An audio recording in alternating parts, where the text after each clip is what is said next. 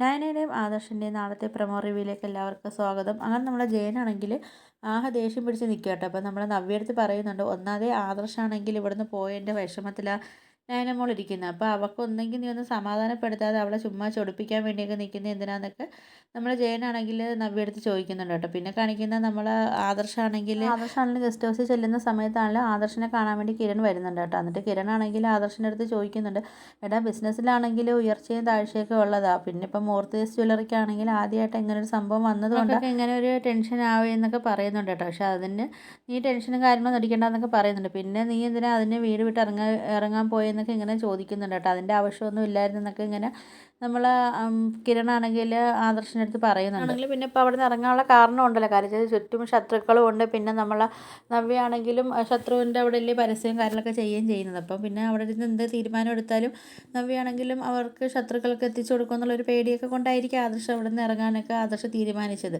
പിന്നെ കാണിക്കാൻ നമ്മൾ ജയനാണെങ്കിൽ ദേഷ്യം വന്നിട്ടാണെങ്കിൽ അഭിയാണെങ്കിൽ അടിയൊക്കെ കൊടുക്കുന്നുണ്ട് കേട്ടോ. എന്നിട്ട് പറയുന്നുണ്ട്, നീ ഈ കുടുംബം ജനിച്ചതാണ് ഈ കുടുംബം ഇത്രയും നശിക്കാൻ കാരണം എന്നൊക്കെ പറയുന്നുണ്ട് കേട്ടോ. നിന്നെ ഞാൻ കൊല്ലും എന്നൊക്കെ പറഞ്ഞിട്ടാണെങ്കിൽ നമ്മൾ ജയനാണെങ്കിൽ നമ്മൾ അഭിയെ പിടിച്ചാണെങ്കിൽ സോഫയിലൊക്കെ തള്ളുന്നുണ്ട് കേട്ടോ. എന്നിട്ട് നമ്മൾ ജയനാണെങ്കിൽ ദേഷ്യം തിരിച്ചൊക്കെ പോകുന്നുണ്ട്.